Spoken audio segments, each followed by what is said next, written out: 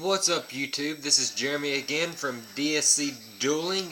In my last video about my Evil Swarm deck, I said I was going to bring you a deck list about my Brotherhood of the Fire Fist deck.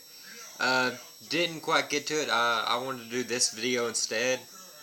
As the title's going to say, it's just a few basic things to help people become better players, pretty much. Just real simple stuff people should know and be highly aware of. First thing I'd like to talk about, of course, is what I think is one of the most important things, is knowing the ban list, y'all. Knowing the ban list is not just tell you what your deck can't run, but it also lets you know stuff your opponent's decks can't run. Like, since warning's at 1, you can check if they've already used their warning. You're not going to run into a warning again. Or if they've used 2 bottomlesses against you already, the bottomlesses are not going to be there.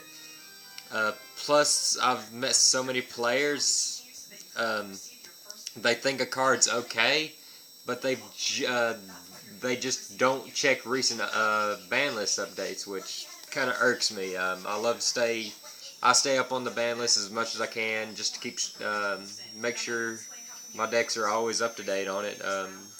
Ban list easily found. It's posted right on Konami's website. You can Google search it. Yu-Gi-Oh ban list brings you right to it.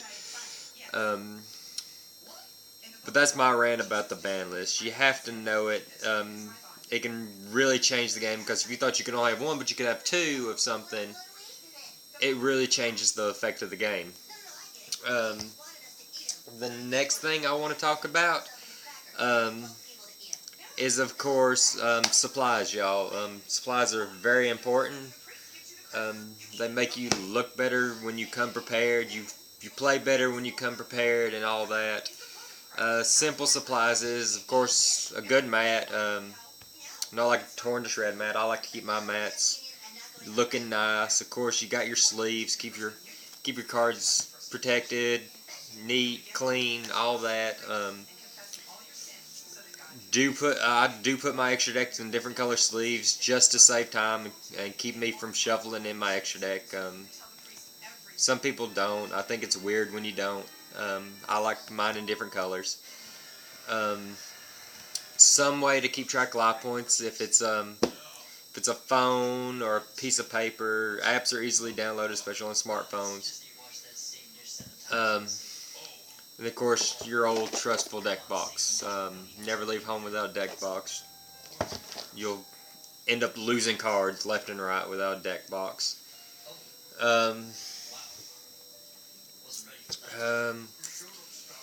Pretty much, that's it on supplies.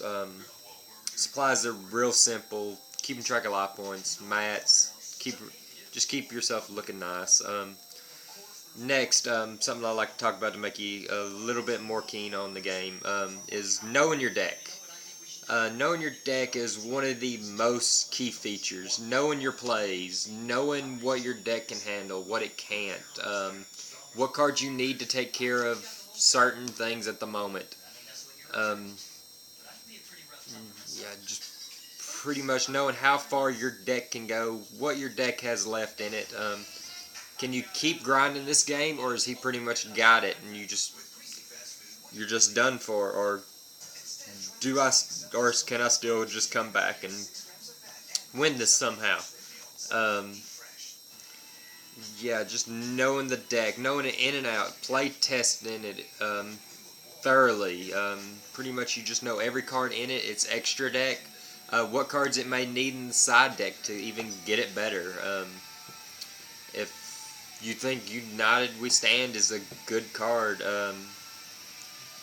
well, it is a good card. There's no such thing as a bad card. It's just how you use it. Kind of philosophy of mine. You just gotta learn how to use them.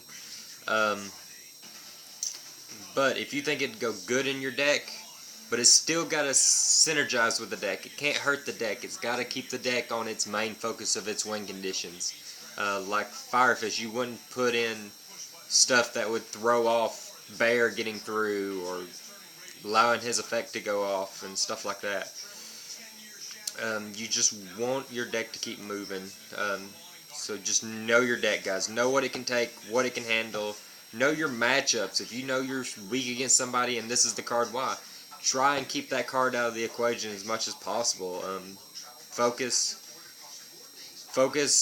extremely well on the match, and don't let decks you know you're weak against surprise you. Build it where you can handle most situations. Next would be game status. Of course, you have to know how the way the game is going. If it's going in your favor, what it would take to swing it in your favor. Best way to do is check graveyards, see what your opponents use, see what you use, see what you got left, what you can do.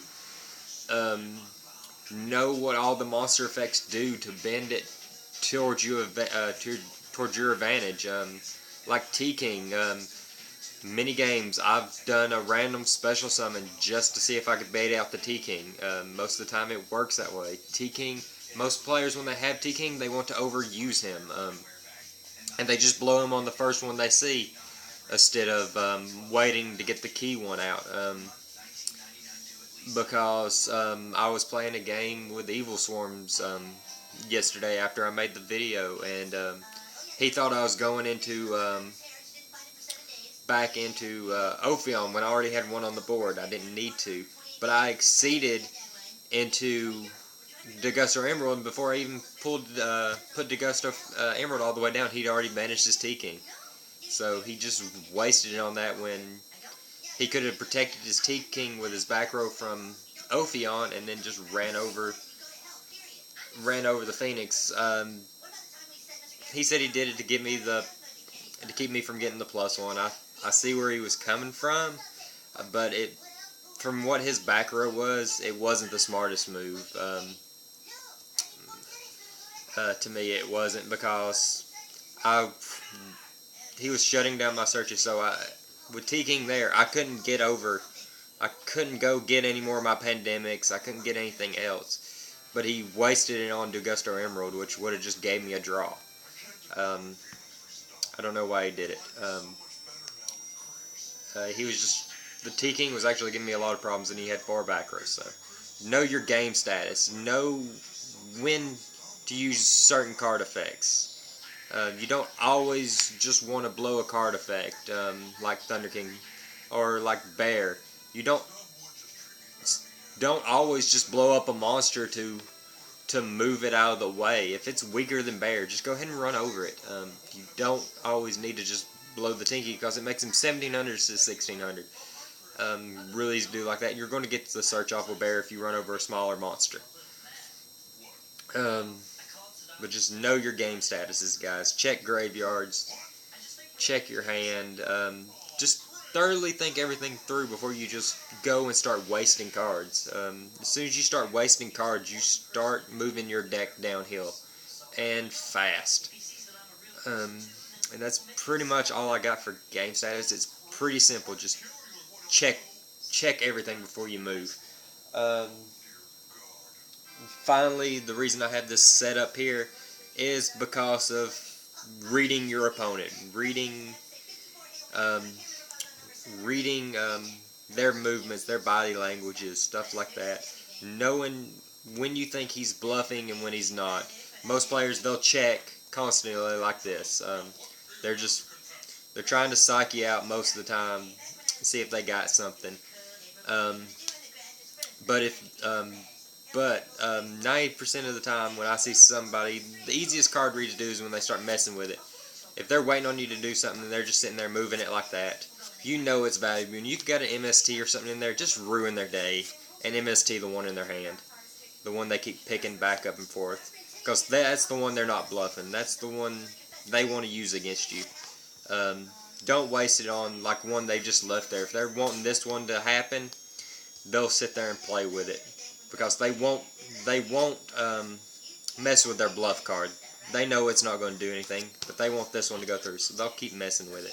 So just go ahead, and you know they're going to use it, so don't let little card reads like that get by. If they're messing with cards or slowly picking up and taking forever to decide, they may still have something, but if it's late game, once again, go back to the game stats, see what they've used against you. you can tell if they're bluffing real easily by just what they've used. And you gotta know when to bluff and when not to bluff. Some decks it's easier to bluff in because you're just scared of their back rows, and they'll, like Hero Beat, they play so many back rows, but every once in a while they'll just they'll put their fusion cards down there just to bluff you because they may not have drawn as many traps as they needed to. It's real easy. No decks that bluff, no decks that don't. Real easily. Just try and keep calm. Keep emotion out of it when you're playing, because as soon as you get emotion in there, you start becoming real easy to read, y'all. If you start jidging with your cards and stuff like that, they're going to see that. They're going to know you've probably got a bluff. Like in this setup, if I wasn't bluffing and they thought they could just run over Bear and they attack, I could Fiendish Chain it. Bear lives till next turn. I Tinky whatever they had. They're instantly a plus minus because they attacked, and it lost its effect too because of Fiendish Chain. So there's not a lot of retaliation they can do when they overextend. Yeah, definitely don't overextend, you guys. If you're under max C, sometimes it's better to stop. Sometimes it's better to just continue your thing and hope they don't draw absolutely hate against you. Just know what you're doing. That's pretty much all I got for you today. I hope this video helps with some just basic ways of rethinking the game. Don't always overreact to stuff. And once again, this is Jeremy from DSC Dueling. Comment, rate, subscribe. I'll keep bringing great videos like this one, I hope.